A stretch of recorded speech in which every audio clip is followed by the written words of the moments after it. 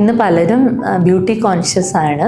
അപ്പോൾ അതുകൊണ്ട് ആവശ്യമില്ലാത്ത ഒത്തിരി അഡ്വർടൈസ്മെൻറ്റിൻ്റെ പുറകെ പോയി ഒത്തിരിയധികം ഇഞ്ചക്ഷൻസും അതുപോലെ തന്നെ ബ്യൂട്ടി പ്രോഡക്ട്സുകളും ഒക്കെ അധികമായി ഉപയോഗിച്ച് വരുന്നുണ്ട്.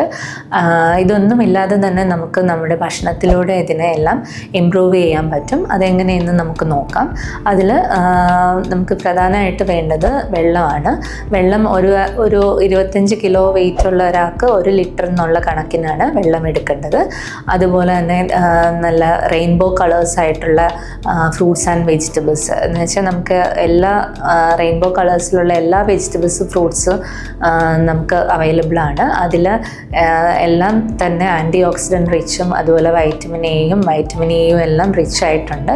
അതുപോലെ നട്ട്സ് ഇതിലുമൊക്കെ നമുക്ക് വൈറ്റമിൻ ഇ ഒക്കെ കിട്ടുന്നതാണ്. അപ്പോൾ നമ്മൾ നാച്ചുറലായിട്ട് തന്നെ നമ്മുടെ ഫുഡിലൂടെ നമുക്ക് അതിനെ നമ്മളൊരു ദിവസം ഒരു 400-500 ഗ്രാമെങ്കിലും വെജിറ്റബിൾസ് ആൻഡ് ഫ്രൂട്ട്സ് എടുക്കുന്ന രീതിയിൽ ശ്രദ്ധിച്ച് വെള്ളവും ആവശ്യത്തിന് എടുത്തു കഴിഞ്ഞാൽ തന്നെ നമുക്കൊരു ഹെൽത്തി ആയിട്ടൊരു ഗ്ലോയി സ്കിന്ന് നമുക്ക് കിട്ടും.